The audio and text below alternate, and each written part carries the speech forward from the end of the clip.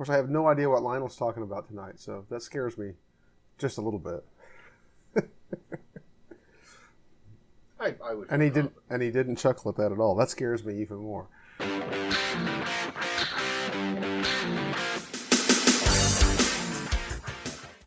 With 13,000 unique items in inventory and one-day shipping, Midwest Model Railroad is your one-stop model railroad shop. Check them out at midwestmodelrr.com. Link in the description. Well, hey everybody, welcome to Railroad Wrap for July 2021. I'm Ron of Ron's Trains and Things, and if you'd like to see more model railroad tips, tools, and techniques, be sure to subscribe down below, right below Lionel, and be sure and hit that little bell icon so you can catch future videos. How do you decide if a video is going to be a tip, a tool, or a tool, or a technique? They decide themselves. These videos make themselves, don't you know? Oh, okay. Which probably explains a lot. I love it when people talk to me about the podcast like as if I'm even remotely organized. Hey, do you remember on that one, the episode 142? Remember? No, 142, yeah. Because you have them all memorized. Not only memorized, but by the number. Yeah. Well, in case anybody doesn't know, this is my co-host Lionel Strang, the host of A Modeler's Life podcast, and Tony Cook, who is the editor of Model Railroad News, HO Collector Quarterly. I always get that wrong. Did I get it right? And it is HO Collector, yeah. Okay, and the co-editor of Diesel Era magazine. Just getting started. He's the managing editor. Managing. The first issue is out, so let's see what beautiful. Tony. It's fantastic. I am managing editor. Managing editor. Co-editor. I really do need to take some notes. I'm co-editor of HO Collector. That's where I got confused. Tony in Kentucky. I think, Railroad News, I might be the editor of this one. The editor. Oh, yeah. Yeah. And Shane Mason's my assistant editor. So, yeah. Maybe I should write these things down. I don't know. Awesome. I did an editorial for MRN once. Really? Did they run it? Yeah, they ran it. They ran it. And then I wanted to do another one, and it was like nothing. I got stone cold silent. Crickets. Those people are hard to get a hold of. Yeah, exactly. That office is like, come on. Well, so we're gonna start off tonight talking to Tony because I think Tony's got some interesting products that are coming out. Some locomotives to talk to us a little bit about this evening. Before we go on, is this the Christmas show? It is. We'll have the snow will start coming down as I start singing, Silent Night, at the midway point of the show. Well, it's Christmas where you all are, and Halloween here where I am. Yeah, apparently, there in that part of Missouri, it's Halloween, but who knew? We always were a little bit behind. That's nothing new. So I'm green with envy. Indeed, you are. Yeah. From head to toe, in fact. Hat and all. Rapido Trains continues to just blow folks out of the water. Today, I was just stunned to see the announcement for an HO scale U25B diesel locomotive, GE's landmark unit that they entered the North American diesel market back about 1960. They've been done before in HO. Lindbergh almost made one for its line in the 60s. That's the first edition of HO Collector tells you that story about the never released. Then Stewart Hobbies does one about 1990 that's the Bowser today. But what's never been done, the U25s, because GE was making export locomotives, so the early ones have that weird like refrigerator high hood face and the big handrails that come up and around and an odd pilot. Because again, it's kind of based on an export looking model. And they're going to do that one, which is correct for the red and white GE demonstrators. UP got some and Frisco got some, and then they're doing the regular like low nose. And the U25s went from about 1960 to 65 or 6, so there's about 4 different phases, and there's announcements for Santa Fe, New Haven, Penn Central, Erie, Lackawanna, 2 looks for the GE demonstrator, the UP Frisco I mentioned. I think as I looked at it, I literally am going to have to take out a second mortgage because this is that high hood is like a bucket list model for me that it's like, oh, that'd be awesome if somebody made that. Now, where were those exports going? Do you know off the top of your head? Because that's got a real Russian kind of look to it, I think, every time I see the front end of that thing. Europe and South America, they were making things like, and EMD did too. But yeah, and I've got an early shot of one of those that'll have model road news, a blue and white version from '59 that it has like no front handrails, and that nose just comes down to the pilot. That was really the export unit. And then they had broken up their partnership with Alco, General Electric had, and then I guess somebody said, hey, you know what? We should be building these. And it was such a landmark because it's the first one with the pressurized enclosed engine compartment to keep out dust and things. 2,500 horse, so EMD suddenly had to rebound. They named their Jeep 22 the Jeep 30 because it was 22 or 2,250 horsepower, and then the 25 came out. So to sound better, they just called it the GP30 instead of the GP22. And then Alco scrapped their RS line. They just in the RS27, they jumped to the Century series of locomotives, all kind of playing catch up with GE from that 25. So it will be an awesome, awesome model. There's pictures on Rapido's website, and we'll have a full thing of prototype and early model shots, or the CAD drawings, in September's Model Railroad News. That'll be out in about a month. Didn't, like 100 years ago, Atlas made a Atlas Cato Drive kind of C424 or something that looked kind of the same? Atlas had a Cato made, I think, in scale U25. Okay. In scale. And they had Century 424, 425s from Cato in the 80s that are in the neighborhood of that, yeah. They were ugly. I don't like that. I don't like the 25B. It's ugly. Oh, come on. Come on. It's not the big high hood one? It's not an attractive locomotive. I'm sorry.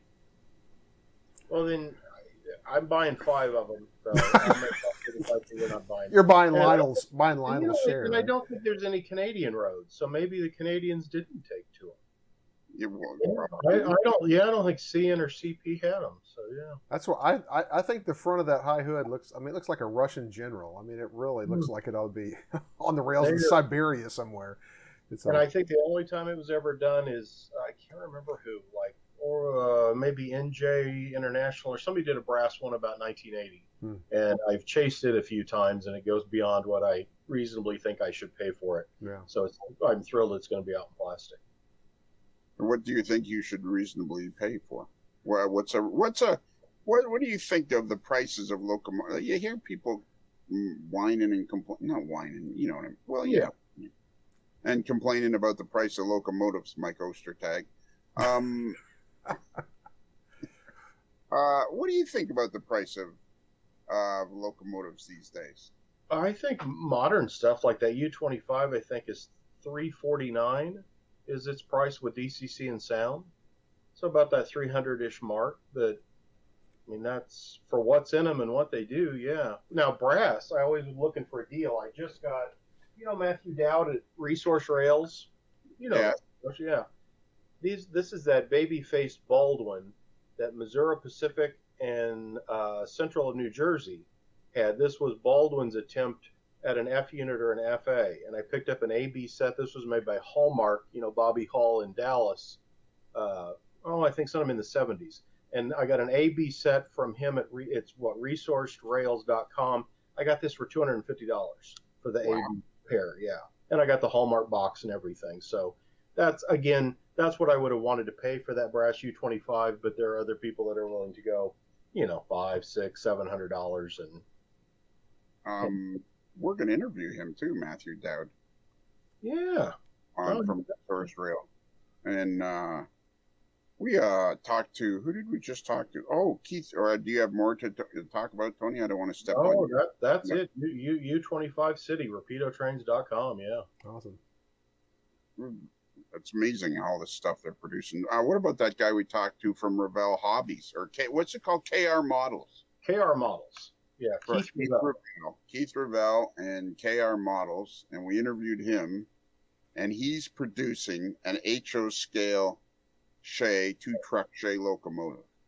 Did we talk about that on the last show? I don't know if we did. I'm trying to think. Well, Ron would have that there. He'd have all the because it's his show. I don't think we talked about it on the show, but I think we talked about it somewhere along the line.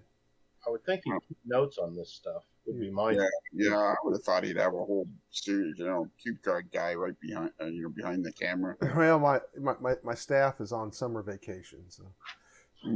Speaking of which, didn't you just get back from a vacation? I did. West? Yeah. I did, as a matter of fact, and I'm glad you brought that up because it kind of reminds me of something I wanted to talk a little bit about. We took a family vacation and went out west. We visited 5 or 6 national parks and monuments and took in a lot of scenery and a lot of wildlife, which is kind of a favorite thing for my family. Intentionally didn't really schedule any railroad kinds of destinations in there because I'm making plans for another week of railroad destinations later in the summer. But it's always interesting to me how if you just keep your eyes open, you kind of watch the websites and such for the places that you're going, how you can turn almost anything into a railroad destination. We ended up driving right through one of the northernmost mines in the Powder River Basin. Literally I-90 goes right through this. The mine's on one side and the flood loader is on the other. And there's a BNSF yard up there where they store locomotives. There had to be 1,000 locomotives in this storage yard. Yeah. And then later went through another older mine in southern Wyoming.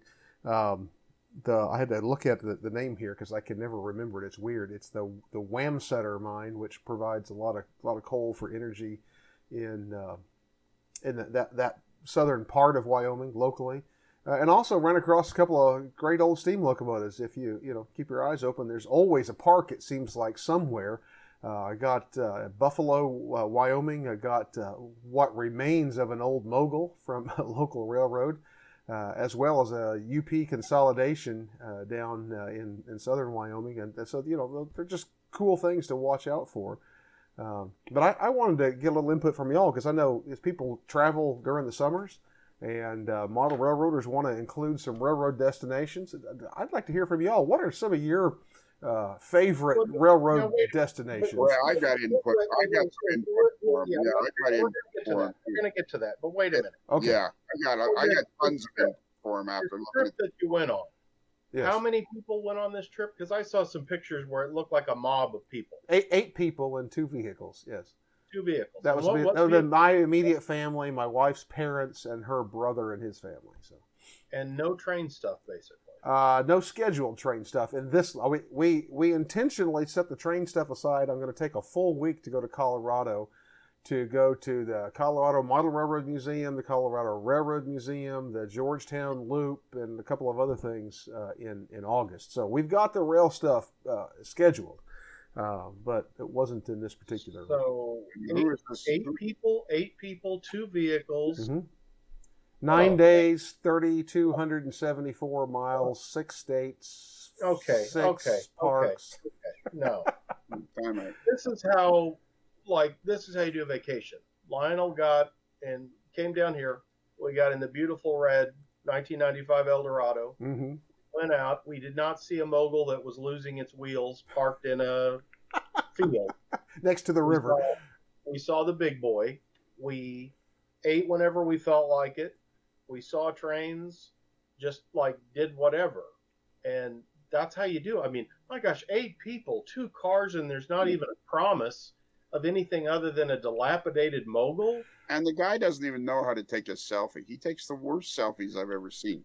You do not take a selfie with both hands like this. That is I don't want to see that. It's one hand, man. It's one hand, and you just put that finger, and then it looks like then you can get other people. He could never get people in it because he's always doing this. I'm not coordinated enough to hold that up and press the stupid shutter button on the phone. There's your B-roll. That one of you standing in front of the mogul. It's your big melon, and you can't see any of the locomotive because it's all you can see is this melon there. I like the picture at Mount Rushmore where he's standing there with Mount Rushmore behind him, and his camera is also facing us. Yeah. I didn't take that picture, so. Okay. You just want to caption it. No. The president's back there. You're just shooting the sidewalk of the people walking up here. I didn't take that picture in my defense on that one. I didn't take that one. Well, it still sounds like a pretty. This is not a trip I could go on. Hey, can we go back to those Shay? I don't think we should blow by those Shay locomotives too fast. Okay. Our models. Because when Tony and I interviewed him, great guy, Keith Ravel, and he's out of Edmonton, Alberta, and he started. I love it because when Tony and I are interviewing him, I'm like, so how do you start building models in China? And he says, oh, you Google it. Yeah. Yeah. Perfect. I'm like, Google it? What do you mean Google it? He says, well, you can find anything on Google. And I'm like, so you found a factory in China to create models, and he's got like 15 different models. And I got something to tell you about Chris Brimley from Xactrail too. Ron, while you're there gluing your finger to your eyelid there, I'm out interviewing people all through the industry. While you're out there taking selfies like this. Wait. Stop. Hold it. Cut. Time out. Now, Lionel has just called me out on my selfie-taking abilities. He thinks he takes better selfies than I do. But I ask you, are these selfies really better than mine? I don't think so. But I'm going to let you be the judge. You vote #Lionel or #Ron, who takes the better selfies. Vote in the comment section down below. Okay, guys, let's keep it going. And action. So anyways, we get around to he's building this HO scale 2-truck Shay, and I'm like, really? Like there's only ever been a couple of them. Like Bachman tried one years ago, and then Roundhouse tried one. It was a kit that you were supposed to put together. Nobody's ever made. The only Shays that I ever knew the Bachman one was okay, but it wasn't spectacular because it was old technology. And so he's like going through it, and he says to me, "You don't think I can do this, do you?" And I went, as a matter of fact, no, I don't. So he says, well, then buy 2 of them. I went, okay, I will. I said, if you make it, I'll buy a couple of them. So were you amazed by that, Tony? That it was a very innovative and unorthodox look at someone doing stuff in the hobby. And I'm here to see what he does. And he does have 00 scale out in the UK if you Google, which he says you can Google anything. So if you Google KR models, you can find his UK site with a couple of locomotives and the ore car he's done. And then the HO site will show you the Shay and the log car, some other things. And you can put down, what is it that you fill out the notice of intent is what Lionel and I did, where we said we're interested. We didn't reserve, we didn't commit, but we said we are interested in this project. So then when it comes to fruition, we will be told, okay, we're ready to take orders. Yeah. It's just some sort of a notice of interest or something like that. Yeah. But anyways, since that time, I interviewed Chris Brimley of Xactrail, the vice president of Xactrail, trainlife.com, mm-hmm. and he's been with them for 10 years. And I was interviewing him, and he was telling us about how he basically has 17 or 15 or 17 models in the works over there, and he can't get them over here because there's a staffing shortage, a worker shortage over there. There's all sorts of problems, and I wondered if you'd heard anything of that, Tony. No, I have not. I mean, other than everybody saying things are very slow, stuff gets over here to the U.S. and between like Long Beach and California and such, that what used to be so many weeks is now maybe a month and a half to 2 months to get everything through. So lots of delays, but just, again, combination of both the employment stuff and, the lingering pandemic things cleaning up, that stuff is slowed down. But so that's something we should pay attention to here on the old Railroad Wrap as the months go by, because I got a feeling there's some unpleasant days for model railroad manufacturers trying to get this stuff made. And getting it made and then getting it here once they have it produced. Yeah. So there's a container shortage, and there are all sorts of things. I mean, there's so many companies, like, there's so many companies that seem to have like this plethora of stuff they've announced. And you're thinking, okay, where is it? Right. Well, since we're on the topic, did y'all hear of the announcement from Microtrains about getting into HO scale? And what's your take on that little bit of news that we just got? Microtrain's history. It was the two brothers that were Katie, and the Katie stuff in the early '70s was Microtrains was branded Katie, and then the companies kind of diversified apart, and Microtrains went in, and then Z. I think the only thing Microtrains has done in HO is the HON3 group of freight cars from almost 20 years ago now. My understanding is it's going to be announced July 1st. I believe, looking at the stuff they're showing, was announced July 1st. This is the 3rd, by the way. So. Oh, okay, then yes. We'll see if I'm correct. If I've made my Jean Dixon predictions like she would do for the Star, the National Enquirer. Elvis will come back and run for president or something, but I think it's the Humvee military vehicle is going to be done with HO kit. So first maybe one. I'm right. Maybe I'm right. So they're making an HO Humvee kit. I think so. Okay. And I think the assumption is that that's going to be the delving into more HO products from Microtrains. I know a lot of in-scale guys already, just having heard this over the last couple of days, that are concerned because it seems like so many times in-scale lines have kind of gotten dumped off on companies and then not produced, and I think they're really, really concerned. I mean, Microtrains has been the bread and butter of in-scale for years. I mean, they are the industry standard. So I hope we all hope that that's not something that's going to detract from their in-scale products. But assuming it doesn't, I'm excited to see what they produce in HO scale. But it'll be interesting to see. Is that the Royal We? Like the Royal, right? The Royal We the in-scale modeling community. So speaking for the 1/160th crowd, Right. Yeah, we're 1/160th of the hot. That's not true. We're more than that. So you wanted us to talk to you about what we thought would be a great place to go for vacation. Yeah, some of your favorite railroad destinations, excursions, museums, whatever you've been to that just kind of stands out in your mind. Share with some folks some things that they may want to go see while they're traveling this summer. No, I don't want to. But do it anyway.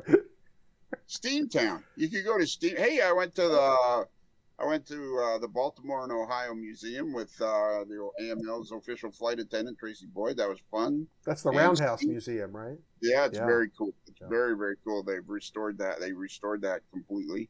And I've also been to Steamtown, which I would say everybody should try to hit Steamtown.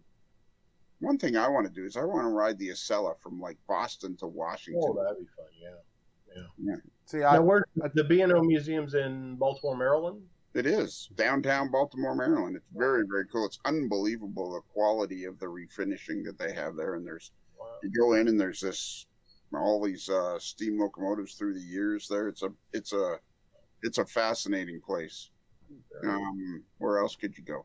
I mean, there is a million scenic railroads throughout the United States, the lower 48, as they say. I'm a huge fan of the Durango and Silverton myself, and that's what I was about to mention. That I think my buddy Shane Mason and I, that's what we always talk about. It'd be a great day to be out in Durango. Yeah. Our very own our buddy Michelle Kempema. I was just about to mention that. Yeah, go ahead. All right, never mind. Then you talk about it. No, fine. Michelle's been leading a group on her Colorado Rail with Michelle the last week or so, doing a number of those Colorado excursions, including the Cumberland and Toltec. I believe they were doing the Royal Gorge route. I know they were doing the Durango and Silverton, and I've missed one or two in there, I'm sure. But I've been following on Facebook. They've obviously been having a really good time. There's a lot of people, actually. Is it the Cumberland and Toltec, I believe? I'm pretty sure that's what it is, where you can volunteer. and you work on that. People from all over are members and they volunteer. I think our buddy Rich Winiski is one of those guys. Oh, wow. And you go out for 2 weeks and you work on the railroad. It's very, very cool. Working on the railroad would be cool. There should be some guy should have a column named that, working on the railroad. That'd be very good. It'd make a good song too. That'd be a good song, I think. Yeah. How long are we going to do this for? I'm getting exhausted. Are you? Well, yeah. we're gonna wrap up, but before we do, I'm gonna ask you. I'm gonna ask Lionel what's coming up in July on A Modeler's Life that we can look forward to. Tell us. I'm taking a selfie. Okay, me too.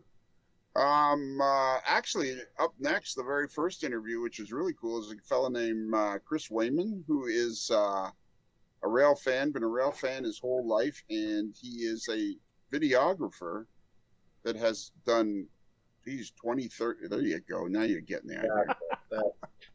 And he's a videographer that's done 20 or 30 Green Frog production videos and just does it strictly as a hobby. And so he's coming up, and we're going to be talking to Bernard Halen of Mini Prints, which is very cool. Yeah, he's doing really cool stuff. Yes, and we got Viewer Mail 83 on the Patreon channel, because if you like the 4 free podcasts that you get every month for only 365 easy payments of 16 cents a day, boom, you can have 4 more. And you can find that Patreon link by going to modelerslife.com, and I believe that Patreon link is right at the top of the page, if I'm not mistaken. I think it's right there, right below me right now. You put it on that. Oh, that's really nice. Thank you, Ron. I appreciate that. How you put a link to the podcast and the Patreon page on there. Absolutely. You'll find a link to the Modeler's Life website in the description right down below this video. So, well, Tony, go ahead. What does Tony's shirt say? Rivet counters. Oh, okay. But it doesn't have a number. If it had a number, it would be in the thousands, right? That's the. You think I can see it? I'm wearing sunglasses inside. 66. Yeah. 66. These are. I have these shirts for Shane and I to wear. I've got a red and a white version of this for the St. Louis RPM. That's July 30th, 31st. Oh, I know what we got to talk about. I got a very nice email from Mike Zucker today asking me if Tony, you and I are going to interview them before their show on, I think, the 24th, 25th of July, or 25th, 26th, something like that. Yes, I heard from Mike and Deb, or Deb was copied on that email. Yeah, I got an email too asking about. Yeah, that show is, the Spring Creek show is July 24th, 25th. That's a Saturday, Sunday. Then the very next weekend, the last weekend of July, is the St. Louis RPM. So train shows back big time with 2 great ones. The Spring Creek Open House up in Deschler, Nebraska, which is just south of Strang, Nebraska, if you've ever been there. Yep, our buddy, one of our loyal AML listeners, James Henry, he's been there several times and taken photos and everything. He knows how to become a super fan. He knows the tricks to become to make it happen. Yeah. Being a truck driver doesn't hurt anything for getting to those places. So. Tony, do you remember who we're going to interview on Monday? Do I have it? Apparently not. Never mind. You know what, Tony? Oh, yes, I do. Yeah, I do. Yeah. Never mind. You go do your scaled trains and Train World and Rapido and. Well, no, and I do have a big Train World show coming up in July with Matt Donnelly from Amtrak. You remember Matt? Yeah. Yeah, that I've got a show with Ken Bianco, of course, from Train World, and I think we have Bachman, Rapido, Atlas, Lionel. We'll all talk about their Amtrak models, and of course Matt Donnelly will share Amtrak stuff like he did on our one podcast, which I thought was one of our better shows. Really? Oh yeah. Okay. Yeah. It was a good show. They're all great. As far as I'm concerned, they're all great. I didn't say they weren't, but I would put that in the top, upper, yeah. All right. Okay. Well, hey, we're running out of time, but before we go, we heard about the Modeler's Life podcast. Tony, tell us what's coming up in the next issue of Model Railroad News that we have to look forward to. Let's see. August just went to press, and what was on the cover? Oh, Cato's New York Central 20th Century Limited. Justin Sobeck in the St. Louis area did that, and that's his first cover that he and his young son put together the diorama for it with New York Central E7s. That's the August Model Railroad News. And then September is big boy stuff with the Athearn, and Shane's got a fantastic cover for that. So modelrailroadnews.com will help you find that stuff. And I happen to have some videos about both of those, and we'll be sure and post links to those at the end of the videos. Well, hey, Lionel and Tony, appreciate you all joining us and bringing your vast knowledge of the hobby of model railroading and the great world of railroading as we were we share supposed together. to do that? I think we sent that out for dry cleaning today. We didn't have it. I want to thank you all for watching today. Glad that you joined us, and trying to teach Lionel how to take a proper selfie. And I hope you all join us in August as we bring you another edition of Railroad Wrap. And until then, if you'd like to see some more model railroad content right now, check out the links that are on your screen, and we look forward to seeing you next time.